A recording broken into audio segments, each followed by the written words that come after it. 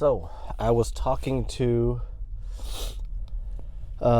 two gym owners yesterday, Sunday. Sometimes you gotta work. It is what it is. Well, the first one, she's been struggling. She's had her gym for 14 years. She's an amazing instructor, but she's been stuck. One of the things I realized was in her mind, she thinks she's an instructor, she's a trainer, she's not a gym owner, not a business owner. And I could tell that she was kind of all over the place. And I can tell that she needed help with a little bit of structure and simplification and focus. And she has about 60 to 70 clients, undercharges for her service, and she pretty much breaks even, makes enough just to pay everything, but doesn't make enough to be successful. And she said these words, not I, but she said, "I feel like a loser." And there's other gyms around her that charge more, that are more successful, so obviously that naturally makes one think, what am I doing wrong? So I mentioned to her, certainly one, you need more clients. Number two, you only charge $99 a month for everything. Not for everything, but for her group, small group training program. And she has a dance program, Dance Fit, and she has a spin program where she charges less than half of what others charge, and she doesn't have all of her classes filled. So, and I essentially just told her two things: one, you need to charge more; two, you need more clients. That will help solve quite a lot of things, which is absolutely and always will be the goal. Is to grow a business. Is you need customers, man. That's it. Well, not that's it, but that's kind of one of the biggest problems. And she has a husband who is about to retire, and her husband wants to travel, wants to, enjoy his time, and she's like, I'm stuck in the business. So she also needs help to automate things, which I am super, super excited to be able to help out with, but certainly the first thing is she needs more clients. So that's certainly number one. Number two is spoke with a current client of mine, a gym owner out in Atlanta, Cobb County area, which is like they're neighboring. He's on the edge.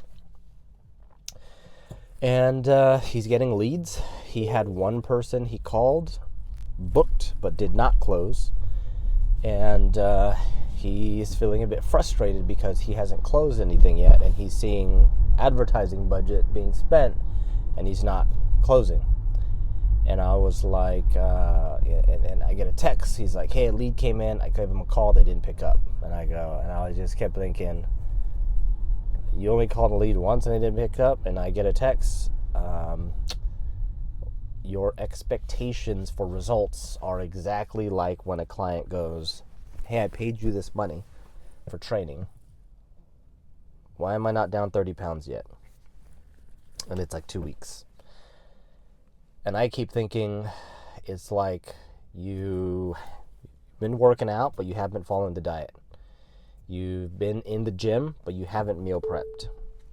And I watch your Instagram, and you're still eating fast food, Taco Bell, Pizza Hut, soda, whatever.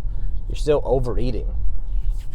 So when I think about what it takes in order to turn a cold lead into a new client, there's a number of small things that need to be done correctly.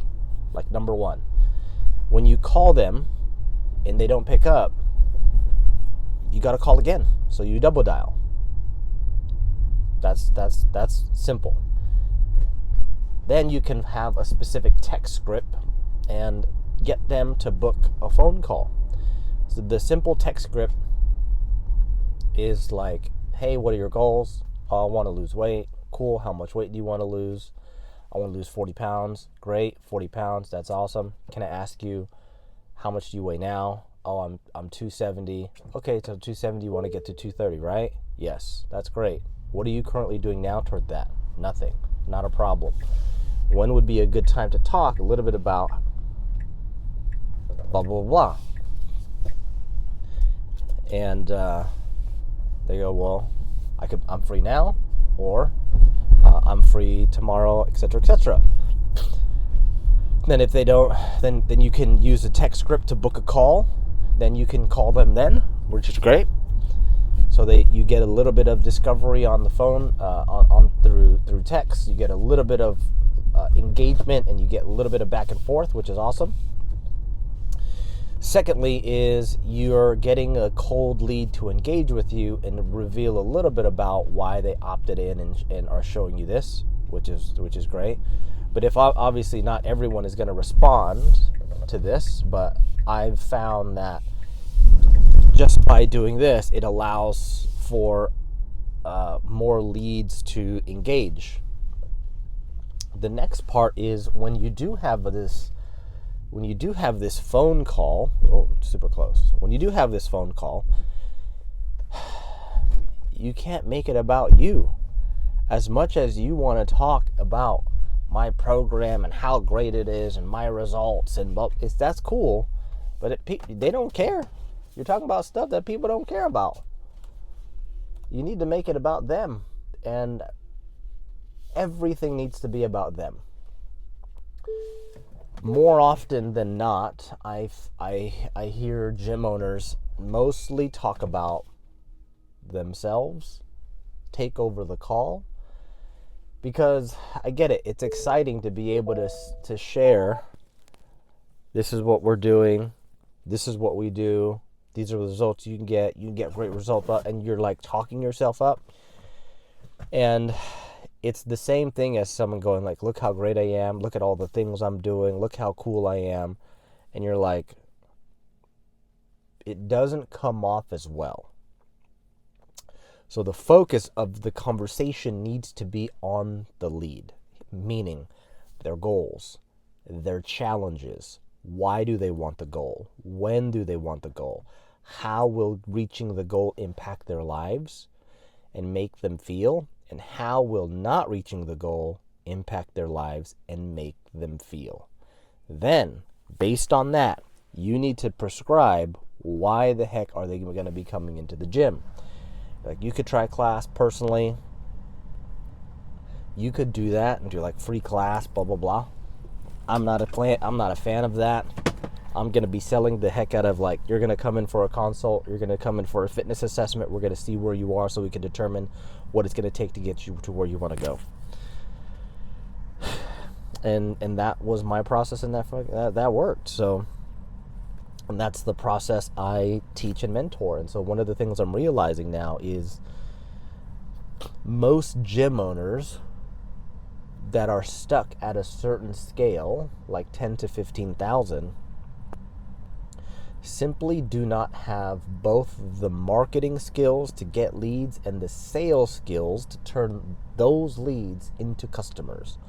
And a lot of times too, they just don't have the time because they're stuck servicing clients. So if you're stuck servicing clients and you don't know how to sell and you don't know how to market, no wonder you are stuck at where you are. And this particular gym owner is stuck at 5. Some new clients were stuck at like 4.5. So I am seeing a little bit of a trend of being stuck around 5 to 10,000. You might think, 10,000 is a lot, but if your rent's like 5,500, that's not a lot. Then your power is like 500. Then you're like, cool, I got 4,000 left over. My rent is 2,000. I was like, okay, now I'm stuck with 2,000, and then I got my bills, I got my car, I got my mortgage, I got kids, and you're like, that's not a lot left over.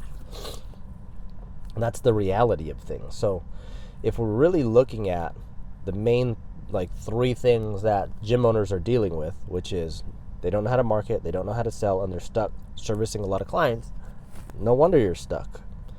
Because there's only so much time and energy and attention in the day, and if a lot of it is spent servicing clients, not enough of it is actually spent marketing and selling. Now, you could delegate it to to us, and we can help market. But the next thing I'm realizing is most gym owners don't understand like lead generation and calling and booking and closing. So that's what we're here to help. So other than that, that's my take for today. Peace.